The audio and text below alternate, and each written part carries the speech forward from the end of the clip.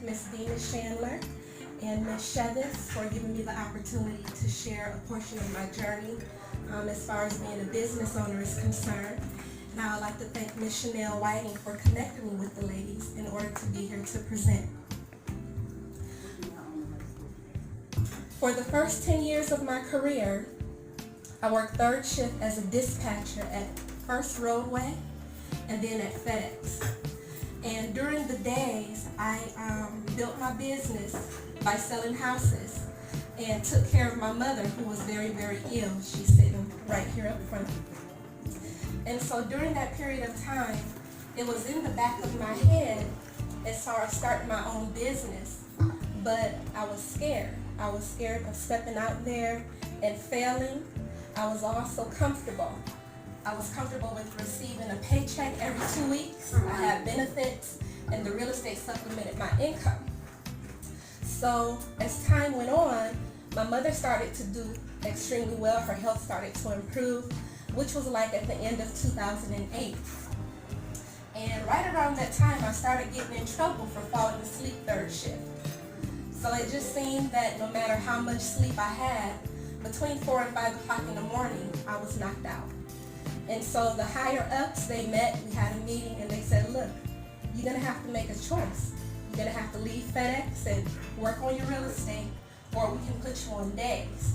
So again, in the back of my head, it's like you need to go ahead, step out there and open your business.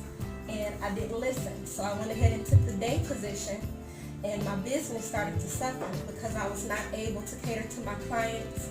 I couldn't return their phone calls. I couldn't respond to text message, and I was unable to show them houses. So I had to make a decision.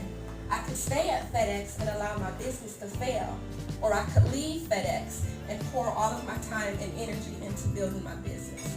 So that's what I did. Now, I had done the research as far as what was needed to open my real estate company, and I had it all figured out. So I was going to go through the classes for a couple of months and then open my brokerage. When you're a broker, everything you sell, you keep 100% of it, and that will supplement my income. So I called Hondros to set up for my classes and had put in my 2-week notice to leave FedEx. And Hondros said, well, there's been a change in the criteria. Not only do you have to take the classes to get your broker's license, but you need an associate's degree, which I did not have. And so that made me anxious because I'm thinking I'm going to open my business in a couple months. I didn't have a degree, so my plans were pushed back 2 years. They were pushed back 2 years. So I went ahead and I buckled down and put the 2 years in, started school in April of 2009. And during this whole time, I'm nervous. I'm like, what am I going to do as far as making ends meet? You know, how am I going to fill in this gap for 2 years? You know, I had been selling houses for 10 years during the day, but had not actually stepped out to see how it all come together. And that was a very difficult time because my mother still needed help. I had taken in a child who had severe behavioral issues. I was working full-time and going to school full-time. And so when it came to finish school, it was like it was just sickness hanging over my head or whatever. Because the minute I hit send to send my final document to graduate, I crashed. I went to the hospital. They treated me for exhaustion, and I had a really bad upper respiratory infection. 2 rounds of antibiotics, off of work for almost 2 weeks. And I know it had everything to do with staying up for 4 days straight to get all of that work turned in so that I did not fail. And so over the 4-day period, I got about 3 hours of sleep, Red Bull, coffee, all that kind of stuff. But I made it, but I made it.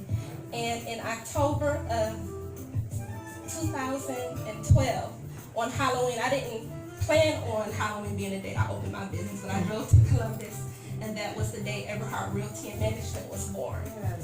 Yes. So as I